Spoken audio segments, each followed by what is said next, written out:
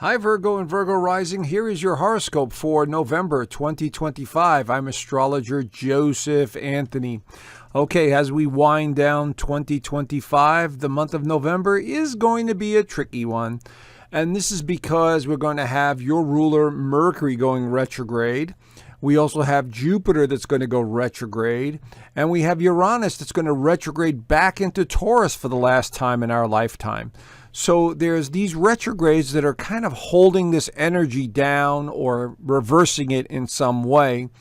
And at the same time, we have Mars that's going to enter this optimistic phase and go into Sagittarius, where we become more curious and, a little bit more seeking adventure or wanting to explore or travel in some way. So that's going to be a positive side of it. But for the most part, I see this as a slowdown of some kind. And there's a financial component here this month that's going to be very strong, as well as the sun makes its way through Scorpio, which is one of the signs that represent finance. And the full moon will be in Taurus, and that's the other sign of money and finance. And that's going to be highlighted as well. So that's going to be the general theme, at least until about the 21st of the month. Anyway, if you're a Virgo rising or a Virgo sun sign, this reading is for you. It's a very general, basic reading using Western tropical whole house system. And it's considered a sun sign reading, but it also applies to the rising sign, where we, as you can see here, we've equaled out the houses and we put the sign on the first house cusp here, and then we see where all the planets fall. And this is how we have a general idea of what's going on for that sign. Because we can't do, everyone's born under that sign has a different birthday, has a different birth chart. So always resort to your own actual birth chart to be more accurate. But this is still 70 to 75% accurate. It gives you a general foundation or baseline to where the energy is and what's happening, and the general themes that are associated with each one of these constellations. We call them houses in astrology, but they're actually the constellations. And again, this is a symbolic language. That's how you have to look at all this. All right, so let's get started and talk about what's going on here. So first of all, we see that we have a bunch of retrogrades. We have two planets in retrograde. We have the transiting moon, the north node here. So this is pointing a direction of what kind of a month you could have with other people. So it's all about interacting in relationships and, just surrounding yourself with people that you want to talk to and share ideas. But they're retrograde, which means the past resurfaces.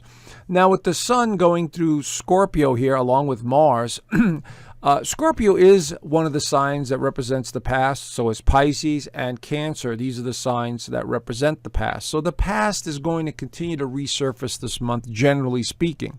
That's even without the Mercury retrograde and the Jupiter retrograde. But as the month progresses, you'll see those retrogrades continue to take us deeper and deeper into the past. So this is about ideas and communication, with the third house being active here, because that's what this house represents. It represents all forms of communication, whether it's self-expression through video or writing. Your mind is definitely going to be racing a lot more because of this at this time. But it also makes you very psychic with the Scorpio energy. Now, Mars enters Sagittarius on the 4th into the 5th right there. Now, this definitely helps out a lot because Mars in Sagittarius can be very optimistic and fun-loving and with a sense of adventure and possibly, traveling and learning and exploring. That's what Sagittarius is all about. And Mars is our motivation. And this is a fire sign, so it gives us action, a desire to move and move around, which is great. And I would highly suggest it. Since you are the sign Virgo is the sign of health, maybe exercise, maybe spend more time stretching or doing yoga, whatever you're into.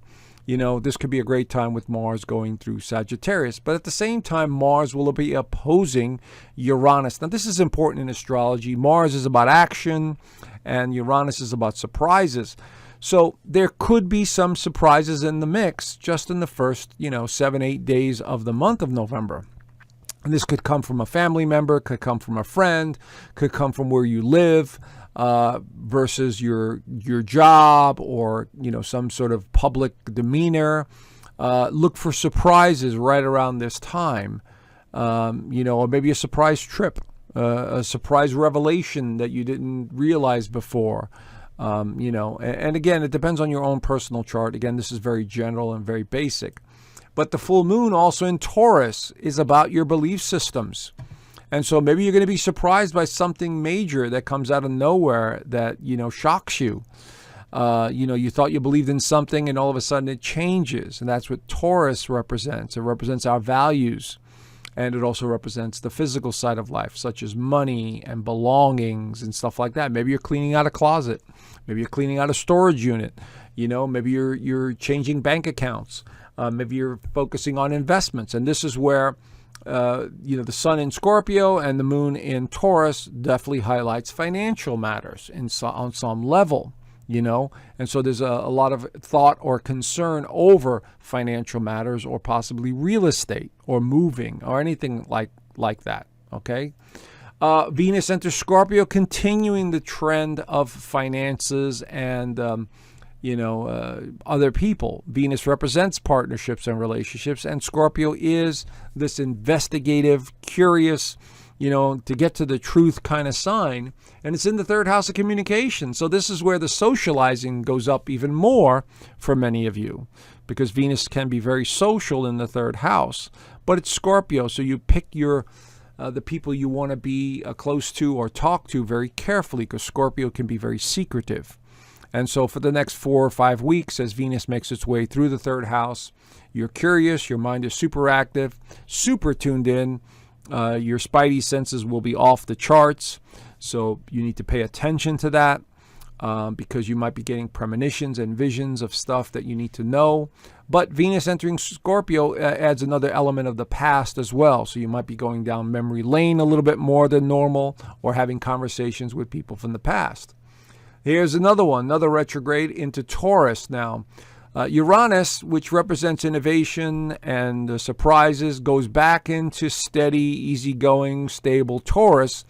And it doesn't really work that well. Uranus does not work well in Taurus, but it has a lot to do with our belief systems, our financial systems, and what we value. And it's in the 9th house of higher learning and purpose and direction and the meaning of life. And so for the next several months, about 4 months or so, as Uranus continues to make its way backwards through Taurus, we are looking at things related to financial matters. We're looking at things pertaining to our belief system. What is real? What is not real?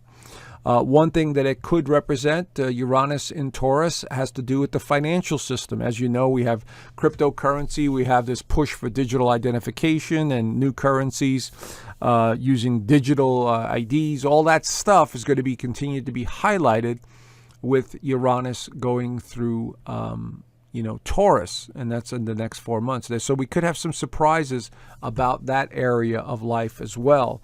So we have to keep an eye on this one. This is very important to us astrologers. Mercury goes retrograde on the 9th, right there. It's in stationary position before it moves backwards. And so it's in the 4th house. So feelings, emotions, the past continues to resurface on some level. And nostalgia is absolutely the theme here, with Mercury now, your ruler, going backwards. Okay, so there's another trend that we got to keep an eye on. Okay, but then we have on the 11th Jupiter going retrograde. There it is in stationary position before it goes retrograde. So now we're deeply immersed into the past. Everything's about the past relationships, past ideas, past situations, past neighborhoods, childhood memories. All of that stuff starts rushing in because of these retrogrades, okay? And notice we have a lot of water. This is Cancer, this is Pisces, this is Scorpio, and the 4th house, the 8th house, and the 12th house all represent the past. So every time we activate energy in these houses or these signs, it definitely gets more emotional, it gets more sensitive, and we're kind of either seeking security or we're looking to find out why this all occurred in the way it did. Mercury retrogrades back into Scorpio around the 18th and 19th, right here. And so now we're talking about absolutely the past ideas. Maybe you were thinking about writing or speaking or something from the past. Maybe you're having an important conversation with someone from the past. So the past definitely is being highlighted in a big way as Mercury makes its way back into Scorpio. And, our thinking really changes again, going from Sagittarius to Scorpio. Now, the new moon also occurs around the same time here. Now, this is a very positive new moon because it's very well aspected. And so this is about ideas, concepts, conversations that you need to have.